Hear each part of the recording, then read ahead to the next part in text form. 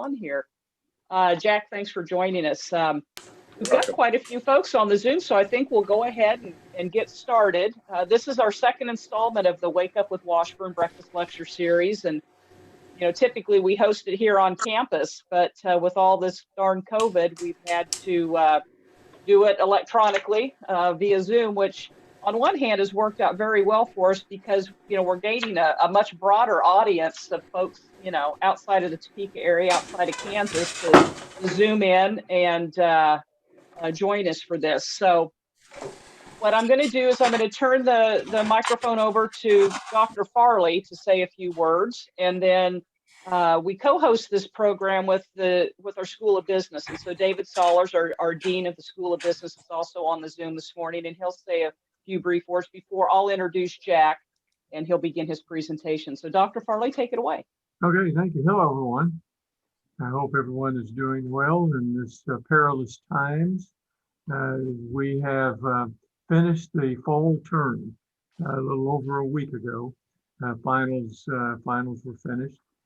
Things went reasonably well. We had a relatively low positive test score, and that meant that all of our students were doing okay, and they came to class. Sometimes just as you are right here on Zoom. Sometimes it was face to face. We'll get the faculty had to have all the grades in yesterday, basically, and we'll get all of those things set up and sent back out to the students, and we're encouraging them to tell us what they thought about this semester. It is very different than anyone had hoped it would ever be, but we think we're getting pretty good at it, and we think the fall term was much improved over last spring, and we think that there'll be some improvements this spring, as a matter of fact. We're encouraging students to continue, go ahead and enroll. We're going to try, we've set it up on the same format, the same time frame that we did this fall. The only thing we changed in the spring semester was we eliminated spring break. And some people think that's a good idea. Some people maybe not such a good idea. But we have a couple of days set aside on a Friday or a Monday where students will have a day off a couple of times during the semester. Things are going well here. The legislature is back in town. They're not talking about dramatic changes yet in our funding from the state. Of course, that's a relatively small amount of funding overall for us, but it looks like we could be about break even. We may be down a little bit in credit hours, but pretty much break even. And if we have success that we think we will with some of the ways we're contacting students, we may be up a little bit.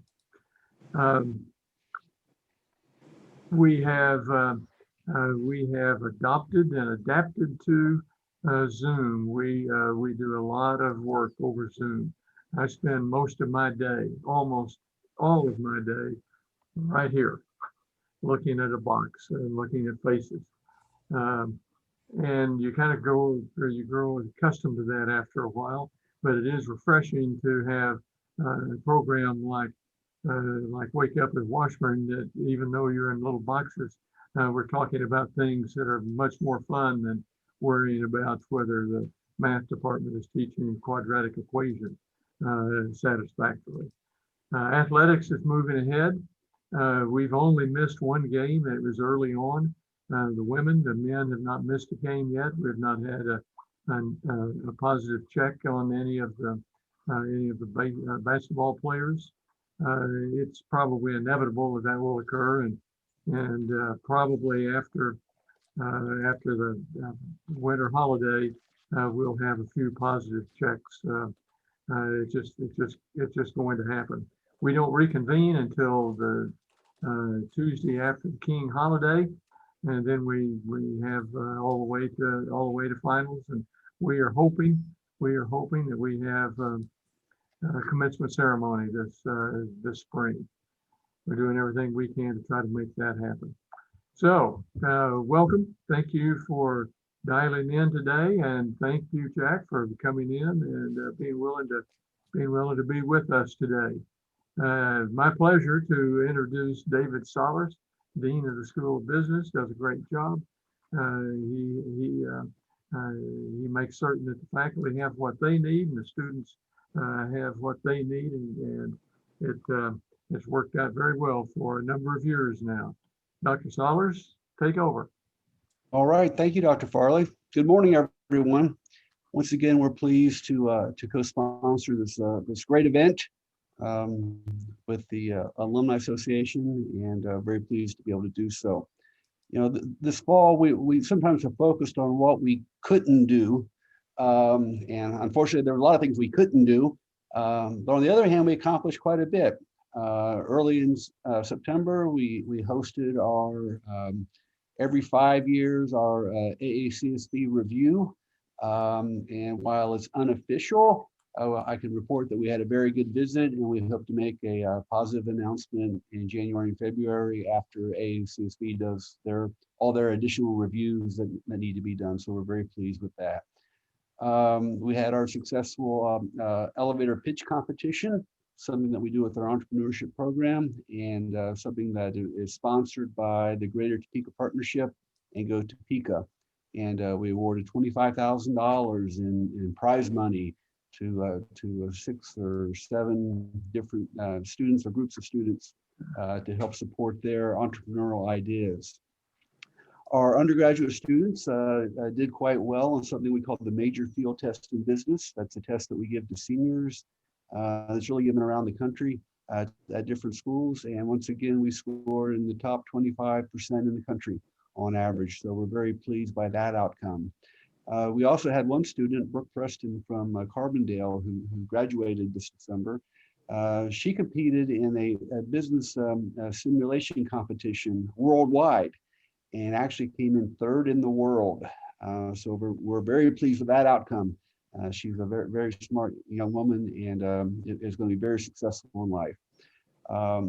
In January, let me back up. We oftentimes have our focus is on helping our students here at Washburn. But I think many of you know that we also do things in the community. And one of the major parts of the School of Business is the Small Business Development Center that serves an 11-county region here in Northeast Kansas. In January, we're going to announce the formation of a new, we're going to call it a center, but it's basically part of their operation. And it's going to be called the Bright Center, Business Resources for Innovation, Technology, and Exporting.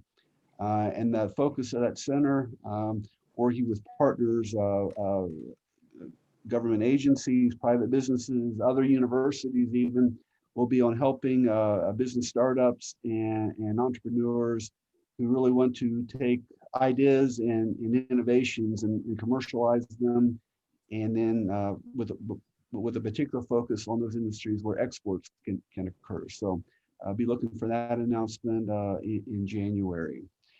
With that, I'm going to turn it back over to Susie. Thank you, David. Sounds like a lot of great things going on in the School of Business. I'm going to introduce our speaker now. Jack Jensen is a native of Holton, Kansas, and he graduated from Holton High School, came to Washburn to run track. While a student, Jack was a member of Phi Delta Theta fraternity, student council. He was the intramural coordinator, varsity track letterman, and the homecoming king. He earned his Bachelor of Science degree from Washburn in 1973 with his medical degree from the University of Kansas in 1976. Jack completed his orthopedic surgery residency at the University of Texas and then went on to receive further training with some of the leading pioneers in the field at the University of Oregon, where he completed a fellowship in sports medicine. Dr. Jensen, who has been distinguished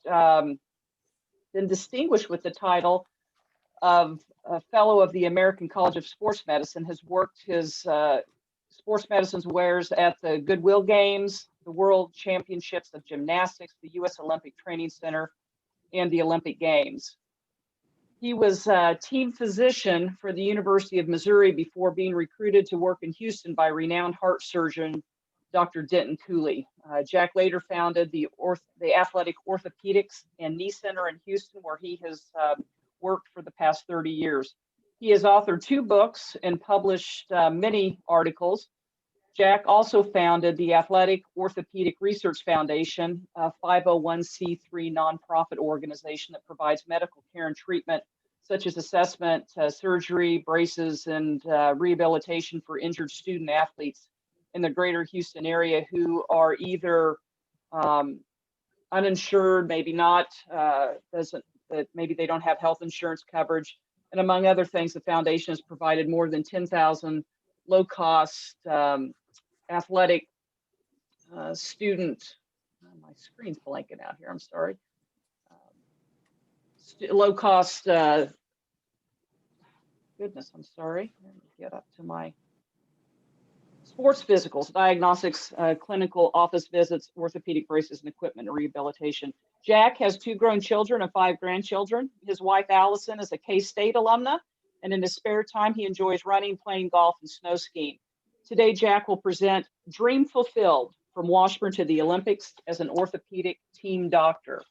Jack, take it away. We'll be interested in hearing what you have to say this morning. Thank you. Well, thank you very much. It's great. You're bringing people together by doing this instead of just giving up and not doing something. So I really appreciate that. Appreciate all of my friends that are on this that can reach out to. But I've given this a lot of thought. This is a kind of a soul-searching talk. You really look at your life, you know, and how it worked out. And there's going to be some themes here that there's no question I would come out to be an orthopedic surgeon dealing with sports injuries in my life.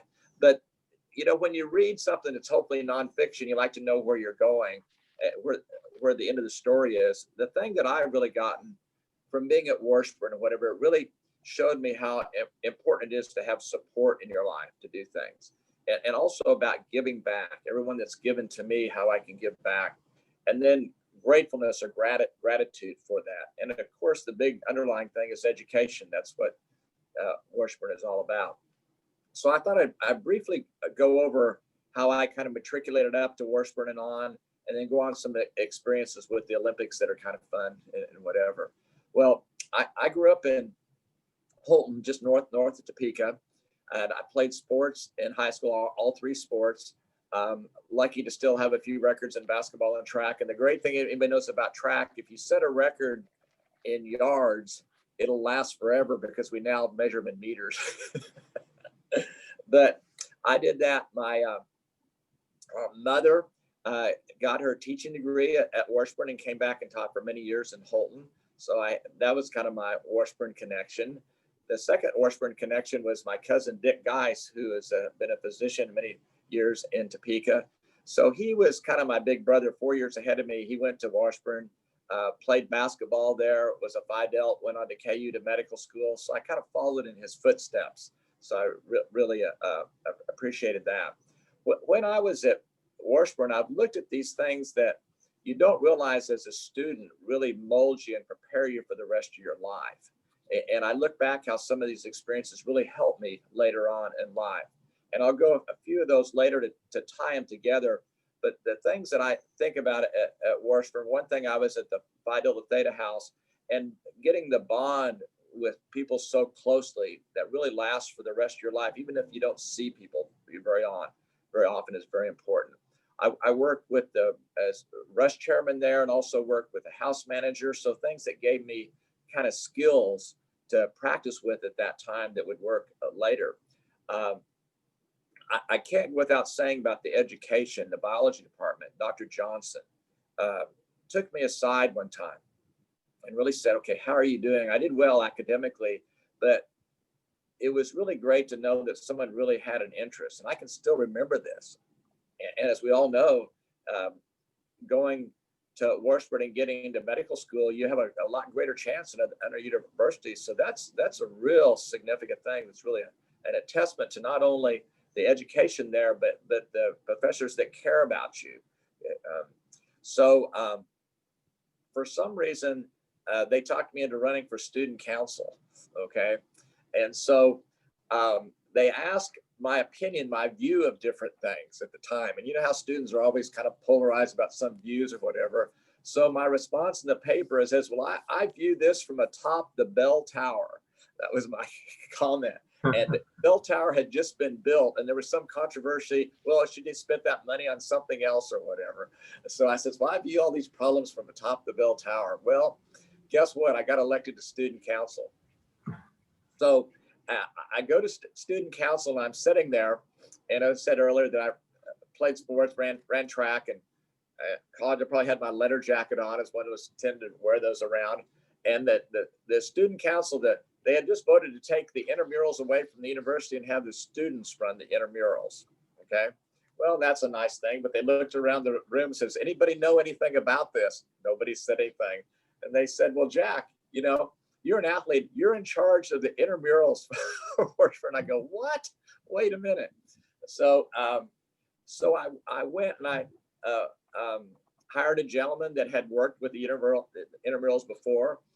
I went to, I think it was Team Sports in town, and I said, hey, we have all this other old sports equipment, and I don't know what to do with it. It's not good, but we need some new sports equipment. Can you give us some credit for this, turning that sports equipment in? So we did that. We got the intramurals. I really learned about running a small business.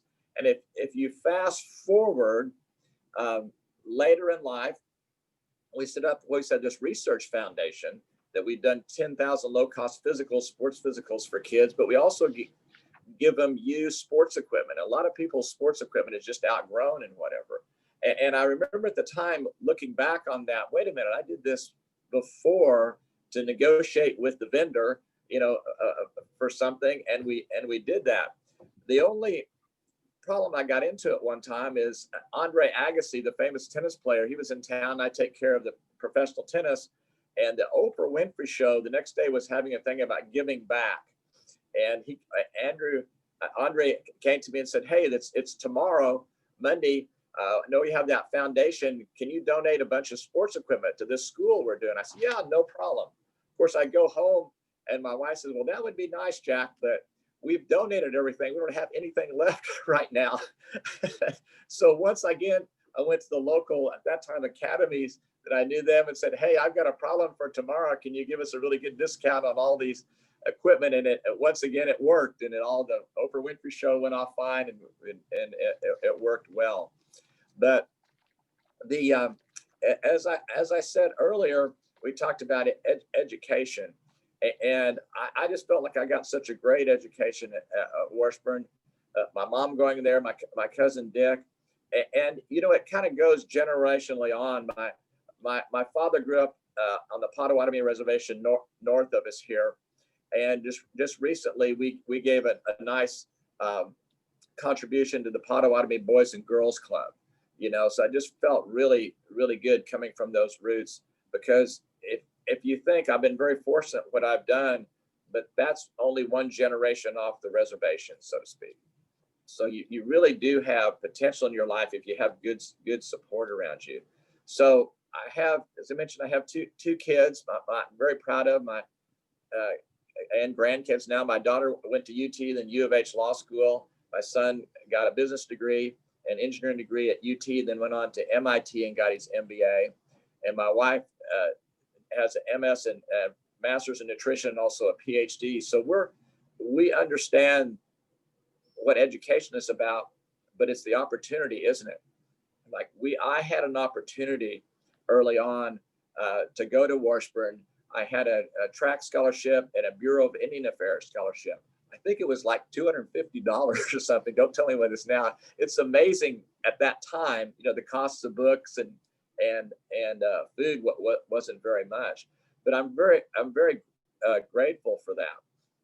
So when we came to Houston, we now have what's called Athletic Orthopedics and Knee Center Medical Center. We have I have a surgery center here. There's a freestanding ER, the orthopedic practice, and an imaging center, which is MRIs, CT scans, etc. So we have that all in one place. You know, of course, there's a lot of business that comes in with that you kind of get from early start, you know, running the intramurals program, coming, you know, the accounting at Washburn, et cetera, coming up. So we're really grateful that we can have all of this in one place. There's a lot of stories that you get when you deal with sports orthopedics, because you rub elbows with a lot of different celebrities and athletes. And, you know, when a pro team will trade for someone, many times they'll be reinsured by Lloyd's of London. And so I'll get to do the physical. So I'd meet a lot of these people. But I was thinking of a couple different times that was very interesting. One, Jim Nance is a famous podcaster. I know him and his family, and he's invited me to different things, everything from the Masters to different Final Fours. But one year at the Final Four, I was invited to go there, and there's this song, One Shining Moment. And I was listening to that song, and it's very interesting because it says in it, reach for the stars, but you have to try. You know, in other words, you can reach, but you have to put your effort out there. And so when I was listening to that, and right beside me was the gentleman that actually wrote the song. That's why I was sitting by him in the CBS area. His name was David Barrett. So I started thinking about that. And one shining moment in your life, you know, what is that shining moment? What really kind of changed your life? And so I started asking a lot of very interesting people about this. And one was Herschel Walker. And I asked Herschel, I said, was there one time in your life that things really changed? Well, when he was in high school, he was a high school football star on Sports Illustrated. He was walking with his mother down the street, and he saw a homeless person. And he said something really disparaging to the homeless person. And his mother said, Herschel, that could be Jesus. So here Herschel remembers this like 30 years later. And he said it really changed him, become humble. He had these God-given talents, you know, but he really wasn't better than someone else. And as you well know, became the first or second best college football player ever, you know. So you can really learn, I think, for a lot of people that have been very successful, and it sounds like successful, but many times there's certain epochs of their life or certain times that's kind of that shining moment, you know, or something that really, really changed them. And what I'll say later is that also, you never really know how your life's going to turn out, you know. So that preparation that you get, and particularly what I felt that I really got at Washburn was really, really helpful in kind of setting, you know, the grid to how to navigate through the rest of my life. Well, when we go to the Olympics, is always fun to talk about, you know. So I first started dealing with a lot of the Olympic and top gymnasts from Houston. Caroli's Gymnastics was here. And so I went to the Goodwill Games, the World Championships, and really, you know, learned a lot from those kids on what the human body potential really, really is. Well, I had done that. I was my first job. I was a team physician at the University of Missouri, and I got asked to help run the torch across the United States. They used to do that, which was really fun. But I remember when we almost got to Springfield, they said, okay, now we ran through all the wheat fields and everything. But when you came to the big cities, you handed off to the politicians and the celebrities, and they ran it through town. And we'd pick it back up and run again. But it was really fun going to all of these Goodwill Games and the experience you would get also from other medical practitioners, seeing what where they came from and what they did. So if you fast forward at that time then to 96, and to be an Olympic doctor, you go to Colorado Springs and donate your time for a couple of weeks, because everybody likes to go to the Olympics, but they're not quite as interested in, you know, sitting in Colorado Springs for 2 weeks taking care of kids. But that was so fun to do that. And the one thing that really stood out for me when I look back on it, one of our Olympic cyclists was getting ready for the Olympics. She was in the Olympic trials. Someone else hit her and she fell down, and it knocked her out of going to the Olympics. I mean, there's no rerun, there's no foul. It's just, you're over. And she came in, and first she was just crying so much. And then I always remember what she said. She said, you know, I'm going to use this as a stepping stone. You know, so this is what she initially, I mean, her Olympic career was done and not her fault. So you learn so much from these people that you take care of. So it was right before the Olympics, and there was one of our gymnasts, her name is Dominique Mociano, is from Houston, and she got a fracture in her tibia, and she was done. This was before the trial. She was not to go to the Olympics. She was our big star all around. Hopefully we'd get Olympic gold, for doing that for the team and for her. So she came in the office, and I looked at that and I said, well, I guess you're done. And I thought, I'm not giving up on this. So I started researching, and at the time, there had been a little use of an ultrasonic stimulator to heal chronically or old bone fractures over 3 years, over 3 months old. And I thought, well, if it'll heal an old fracture, why won't it heal a teenager's fracture? Okay. So we got that in and put that ultrasonic stimulator on her, and it healed it up. And she then was allowed to go to the Olympics.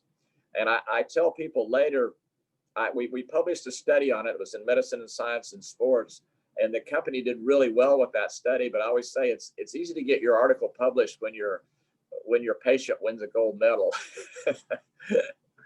So we did that for her. I sat down with her and I said, I want you to just visualize this bone healing, and I want you to visualize being on that podium. I didn't know what I was saying, but I was hoping that was a good thing to say to her. And she said, okay, I'm in, And so, so she was going to the Olympics, and I'd kind of done my part. You do different parts of the Olympics, and we were getting ready to go to the Olympics. Decided we would go on vacation. So our family, we went to vacation, went to New Zealand of all things. And we were doing that, and I was going to come back and go to the Olympics. We get to New Zealand, someone stole, and it's a very safe country, stole all of our belongings out of our car, including our passports, everything. So it was pre-911, so we just went in the embassy, and I told them my story. I said, I'm an Olympic doctor, I need to get back. And they said, okay, here's instant passports, you're out of here. So we got on the plane and came home. I went over, so that's the first thing, if that hadn't happened, if that person hadn't been so nice, the rest of the story wouldn't fill in.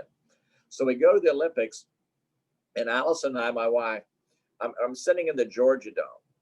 And remember, this is the kid that, ran track at high school at Washburn. And at some point in your life, you think like you'd like to be in the Olympics, right? Running the Olympics. And I'm sitting there, and she wins a gold medal. And the team wins the gold medal. And I said to my wife, Allison, I said, I never thought how my life would work out, but I never considered the option that I would help someone else win a gold medal. You always think about egotistic like yourself. And I was just so happy. I mean, it just felt like, okay, I'm on this earth to do something, and it worked, So we're just excited. Everybody's excited.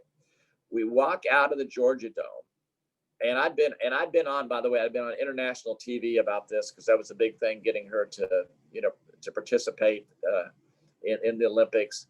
And so we walk out of the Georgia Dome. We walk down through Centennial Park, my wife and I. We walk through the park, and the bomb explodes behind us. I mean, we felt the concussion of the bomb. So I sent Allison up to the room, and I went down, and they had recognized me because I'd been, on TV from her, and I was with all the other FBI, CIA. I mean, everyone, was right there. And even early, they said, well, there was a security guard that found the bomb, and then they were saying, he couldn't have been the one that did it, because he's just, why didn't he turn it in? Well, was it last year, this movie came out about William Jewell, who was falsely accused of that. So he never kind of ruined his life, but he did not set the bomb there. So that it was just, so we help treat a lot of spectators and whatever. So it's just kind of interesting in your life how you end up at certain places had it not been for the nice guy at the embassy in New Zealand to get us out of there, et cetera, et cetera. None of that would have been happened. But it's I think that overall, the things I got is that, did your life turn out the way you thought it was going to? The answer generally is no. Not saying that's bad, because you really don't know. but your preparation for life is so important. And I think Washburn, it's the right size. The student to teacher ratio is right. You can participate in things. You can be on a committee and student council. You can volunteer, and you don't realize it at the time how that's preparing you for the rest of your life. And I think that's what, Washburn is just so good at. So again, the thing I think it's support. The support I got at Washburn, I learned about that. You need to have support around you. You need to have people to support you, good support, from all the way from the Phi Delta Theta, brothers to the other friends on campus, to the teachers that supported me. And then learning about giving back, like we've done with the foundation and the Boys and Girls Club in different ways. And, they've shown some studies that being grateful, gratitude really helps your physiology. There's a lot to feeling grateful. And in doing this, I just realized how grateful I was that I could have gone to a lot of different schools, but I wouldn't change a thing. I wouldn't change a thing of how it worked out with Washburn. And of course, what I said earlier, is that education is just so important. And I'm not saying it always has to be a college education. Maybe it's a trade education, but two twins get separated at birth and one is in on a good family, doesn't get an education, and turns out completely different than the other one that didn't have those opportunities. So I'm really grateful for the opportunity to have gone to Washburn. I'm grateful to let me reflect back on my career. So Dr. Farley and all, thank you very much for doing this. I appreciate it. We appreciate you being here today, Jack. I know that there's a number of your Phi Delta Theta fraternity brothers on the Zoom and others. And so I want to open up for some question and answers. If anybody out there has a question for Jack, you'll need to unmute yourself because we have most everybody muted. So if you've got a question for Jack, please speak up.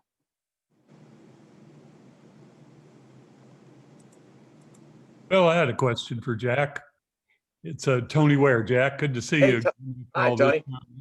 Hi. Hey, one thing, since you and I were residents at the same time down in Houston together, one thing that I remember we used to talk about is when we'd see the assorted celebrities come in, that we used to use among ourselves, that sometimes celebrities got the worst care because you'd start doing things that you ordinarily wouldn't do, and you either would omit tests that you didn't want to put them through, and we'd see this happen with some of our superiors and things, our attendings and things. And I was, you've been exposed to so many on that time. I was just wondering, from a medical standpoint, how you avoided stepping into those traps. Yeah, that's a great question. It's kind of twofold. A patient will come in and ask me, they says, well, what would you do if it was me? To like there. I said, well, I'm not you. Okay, because here's the things that you have to look at, etc. But the one thing that I have really learned about more of the elite athletes and whatever, an elite athlete may be some high school kid, and I'll tell you, you have to treat them the same as far as the treatment. When you start bending, like, okay, I'm going to do this to help you get to this game, but it might jeopardize the rest of your season or whatever. That is not a long-term situation. And I remember one example. I don't know if you know, Andrew Luck was a famous quarterback at the Indianapolis, and I took care of him in high school. His dad, Oliver Luck, very accomplished, and they had a daughter, and she hurt her ankle in high school. She was a top volleyball player in high school, and I told him, I says, nope, you got to stop the season. You got to stop, but we could put you back in there and you'll probably get hurt a little bit. And so we pulled her out, which was, the coaches, nobody liked that, but pulled her out. And then she went on to got a scholarship at Stanford and played volleyball, and her ankle was fine. And her dad told me many years later, he was so happy that I stood up for her longevity, not just the current season. And I think that, Tony, I think that's the big thing. You may accelerate your care from certain situations, but you basically got to treat them the same. Mm-hmm.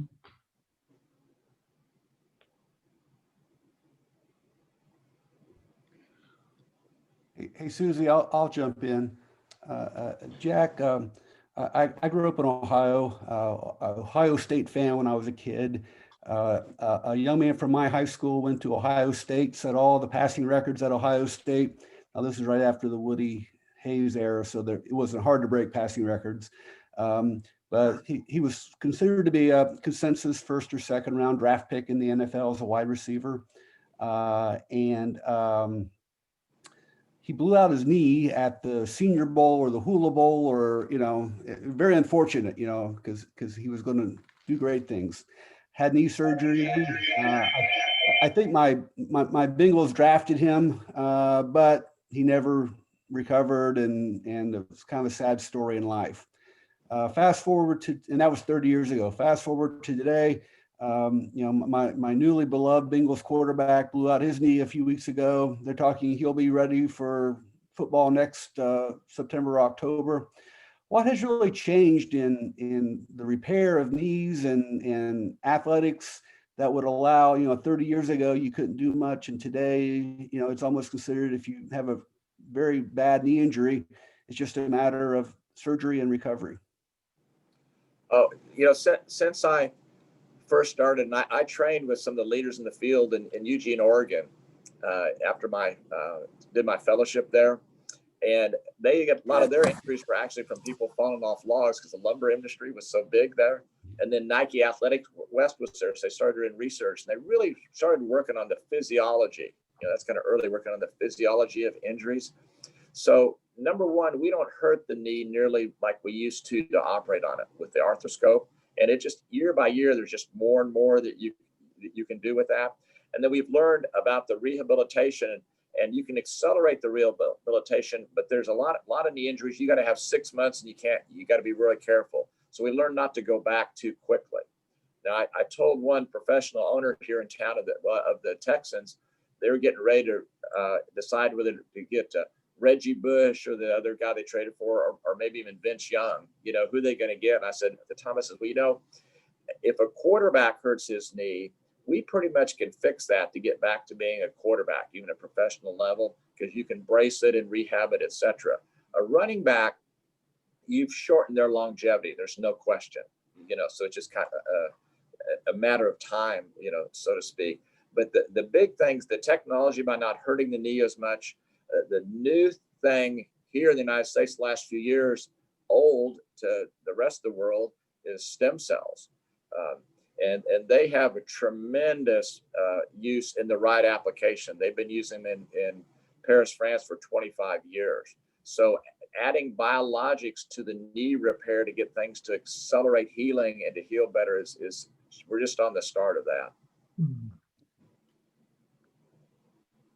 Thank you.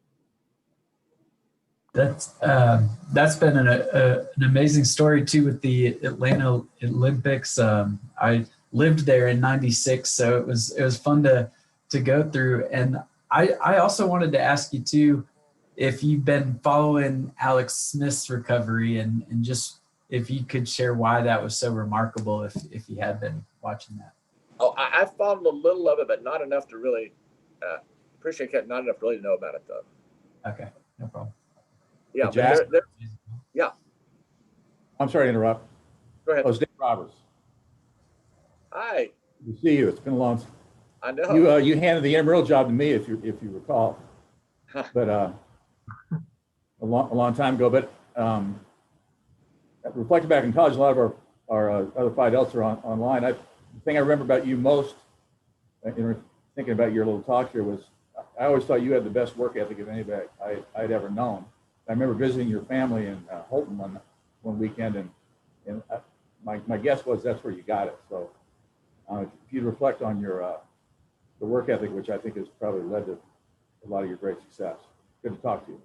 Oh, thank you. It's great seeing you.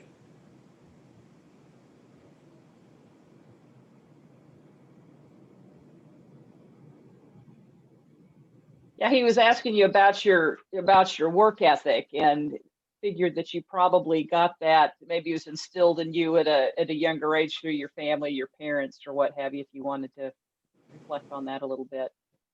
Yeah, when I look back at it, when you grow up in a small town, you have a lot of opportunities to work, you know, and I would work, by looking back on it, at the golf course, they'd water greens, but I'd run from one green to the other. Now that obviously paid off in my, training, because I could do it quicker if I ran from one to the other. Of course, we put up hay, and I worked at, my grandfather had started the Farmers State Bank up in Holton. So I'd worked in the bank. And one thing I learned about that, because we would photograph checks and you would turn them over to the signature one after the other. And I thought, I need to get an education because I'm not doing this the rest of my life. But, you get really good mentors that help you in working on the farm or whatever, that you may have a good work ethic, but it kind of gets molded, And I think one thing about it, if you do what you have passion for, it doesn't seem so much like work. It feels more, the tiredness is a more rewarding thing than if you're in your passion and what you want to do.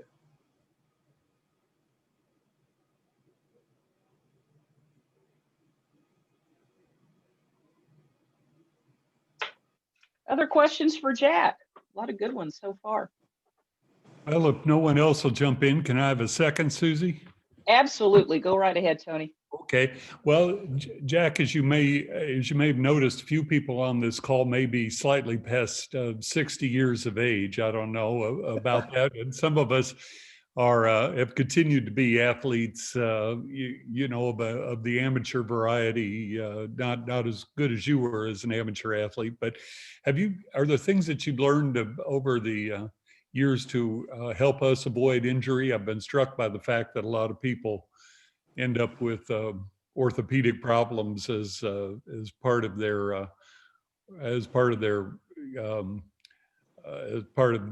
just the habits that they develop when they're trying to exercise and stay in shape, and you end up a little worse off. So is there anything over the years you've learned about that? Yeah, one thing, obviously your genetics come into play, so you can be blessed with better genetics, okay? But I see far more recreational people, and people now exercise longer in their life too than I do the elite athlete. That's actually a small percentage. But what I've seen, alternate training, like for instance, if you like to run, well, putting some biking in there with it. Don't just be the same thing all the time, or a little swimming when you can. There's a good study done back when in the Framingham Heart Study, when they realized of all the risk factors, whatever, there was a side study about knees, and what they showed in that is that running did not cause knee arthritis. Running will accelerate it if you have it, or it might accelerate a problem. But if you look at Homo sapiens from age 0 to 100,000 years later, we had to be active. You couldn't survive. You had to hunt, fish, you had to live. And so only with the age of technology in the last 100 years or so have we become less active, and now post last 20 years, 30 years, people realizing you have to exercise. So I think it's about, if you're not sure, having someone help you with an exercise program. If you have certain limitations, well, for instance, if you go out and walk, if you walk faster than you're comfortable with, like it feels like you'd almost rather go into a jog, well, you actually are burning more calories walking fast than a slow jog, because it's energy inefficient, and that's what you want to be, right? So you couple that with not the ground reactive force of running, well, maybe that fast walking is really better for some people than the jogging, for instance. Does that kind of answer? Jack, you may have run into this chap. He's been in Dallas for a long time. Ken Cooper, Dr. Cooper. Sure. He was alleged to be the father of aerobic exercise. But in his last few books, he looked at nutrition and what that element played in all the things that you've been talking about this morning. Do you think that really is a factor? Oh, I think nutrition is huge. I mean, I'm biased. I wrote some articles about nutrition and orthopedic surgery that got published, and won some awards with that. That was based on my wife's, Allison's, work. They developed the hyperalimentation, the total feeding, parental feeding, that saved so many people's lives and whatever. And she was on that team that did that. So I've always been really attuned to nutritional things, which you don't get that real, Tony will tell you, real strongly in medical schools, and it's so important. We now know there's some things that are kind of allergic to your body as far as arthritis, in your nutrition, and other things, right now, COVID and using zinc, and I mean, there's all these things that are really important nutritionally. And whether you're trying to gain weight or lose weight, kind of the right way to do that. So we have so much more science about that. Just when I see someone that comes into my office and they have a knee problem, they may be a little overweight or whatever, I will tell them, if we can lose 10 pounds when you walk at maybe 1.5 times your body weight, so that means that took 15 pounds off. If we can get you 10 pounds stronger in your muscle, on the right exercise program, all of a sudden maybe you took a ton of weight off your leg a day. So the figures just go crazy. And most people can change their diet a little bit. You don't want to make these radical things, it's just some minor things can make a huge difference. My wife, Susan, she's on her face is on the screen right now. She's going to love to hear you said that to me. Eat more vegetables, she says. Yes, exactly. Jack, I've got 2 questions. This is Rick Freach from here in Topeka. About 4 years ago, I was riding my bike and I hit a pothole. Went down and broke my hip, dislocated the pelvis. And the surgery was done at KU Med Center. And when I was discharged, the surgeons told my sister and my daughter that it'd probably be 2 years before I'd ride my bike. And less than a year afterwards, I was in a race in the Lennox area, did pretty well. But I think it was the physical therapist that helped me get along pretty well. And keep in mind, would you talk a little bit about the importance of physical therapists as in relation to what you're doing to do the surgical work? And then secondly, the work you're doing up at the Prairie Band, are you, as part of your program, are you encouraging those individuals as they graduate from high school to come down to Washburn? How is that, or go anywhere that would fit what their educational futures might hold for them? Sure. 2 things. First, about the physical therapy. We have our own physical therapy center here, and we have doctors of physical therapy that administrate the protocols. But anytime I operate on someone, I always tell them my part, that surgical part is 50% of it. The other 50% of it is the rehab part, because a lot of times when you need surgery, not like when you fell off, but you need surgery because your body got out of balance and your muscles are out of balance before that. But like in your case, that biking is so wonderful, water walking, water jogging early on. We push that really strongly, let the body recover, let it recuperate in a safe fashion. So the physical therapy is so important. And then teaching them a home program, what to carry out with their trainer at their gym, because you got to give them something that they can kind of follow on their own. If you just say, okay, we're done, human nature being tired and end of the day, and I'm not going to do that, and all of a sudden you don't to really get after that. And yes, with the Boys and Girls Club at the Prairie Band, we were really excited. We gave them very substantial help, and that is one thing that they have is some potential money.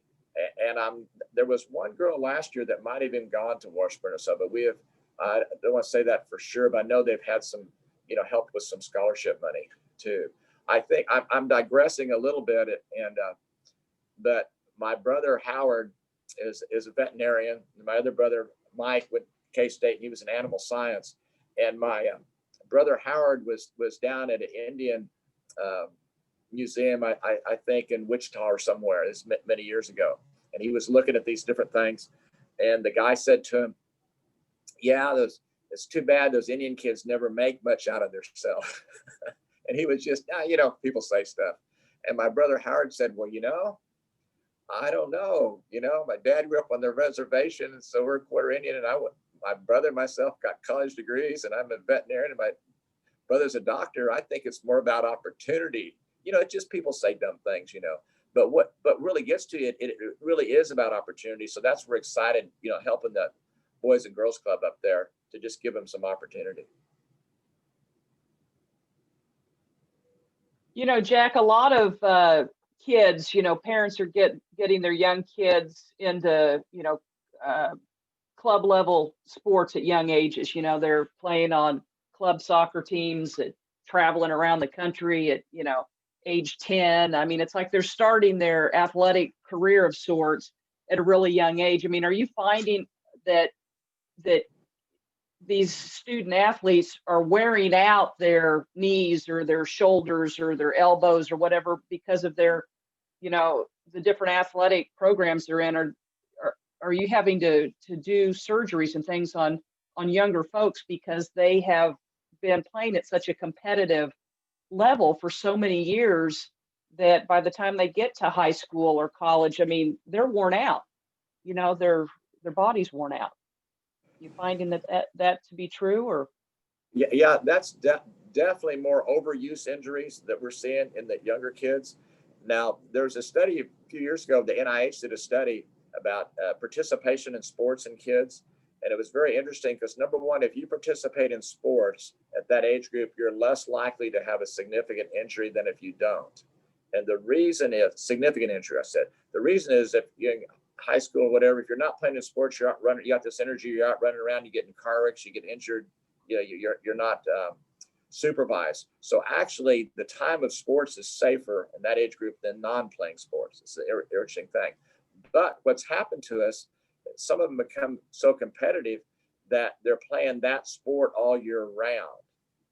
And that's why I was so fortunate in playing 3 different sports, because it lets your body rest, adjust to a different thing. But you stay at the same sport all the time, and then you get in this burnout, because some of those kids will then get so burnt out, they're done with everything, so there's a real balance there. And when the parents come in and when one of the parents says, well, we have a gymnastics meet next week, I go, we? I think your daughter has a gymnastics meet or whatever. So you kind of, most parents are pretty good. They're more attuned to that. But sometimes they're getting so driven by the parents that the kid just needs a break. And I call it honorable discharge. I'll tell the parents, say, okay, you need to tell your coach that right now you just need to, stop playing, club volleyball or something like that. We got to get you over that. So I'm going to be the bad guy. I'm taking you out. And they're just kind of relieved that they want just a little break.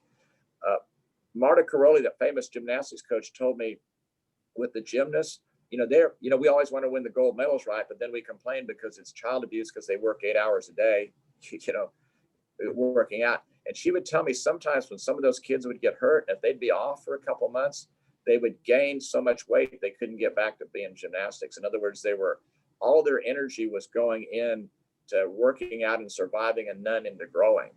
So when they get hurt, sometimes they would kind of pop up and grow more. So that's a real concern. Interesting. Other questions for Jack? Jack, this is better than having an office visit with you. This is better than staying patients right now. I love talking to you guys. Yeah. Jack, this Mitt Winter. I've got a quick question. Hey, Mitt. You find the real high-level athletes, like at the college level and the professional level, there's been a change where they really pay attention to the advice that people like you give them, or sometimes you have such a phenomenal athlete, he says, oh, I don't have to pay attention to this, I don't have to worry about this part of it, it'll work without the advice and help of other people like yourself. The trainers are so good anymore that they at the upper level athlete, they've kind of learned that a little bit more, how important some things are. You don't get too many of them that are agnostic to all of this, and and I'm just going to do it my way, because the support they have around them is so good. Now, occasionally you'll get somebody that's kind of full of themselves, and you can kind of imagine which sports that would be. You can just guess, which sports are those athletes are more difficult. I always, it's not exactly an injury story, but I remember when I was I was doing physicals in Houston for some of the pro teams, and Spencer Tillman, he's a broadcaster now, He was a rookie and I was doing his physical, and he's a great guy and I really like him now. But at the time he said, I don't need to have a physical, I'm healthy. I said, well, Spencer, here's the deal. I don't get paid that much for your physical, so it's not a big deal whether I do it or not. But if I don't do it, you don't have a contract. You understand? You have to have a physical no matter how healthy you think you are. And I said, let's start over again. I put my hand out and said, my name's Dr. Jensen, Spencer. I first met you when Tracy Mack, our Missouri linebacker, knocked you out on the 40-yard line at Columbia, Missouri, and I put you over to the hospital. We got a CT scan of your head and put you on the plane back home. And he remembered that, that we became kind of friends afterwards. But that's been a few years ago, but you don't see so much of that. No, I don't want a physical. I don't care about, medical stuff. I mean, they're more attuned to it now. And question earlier, to their diet also.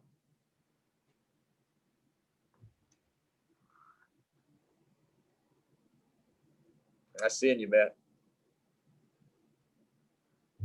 Any other questions for Jack before we turn him loose to go back? I told his administrative assistant that we just keep him for about an hour. So I don't know if he's got appointments with patients coming up or not.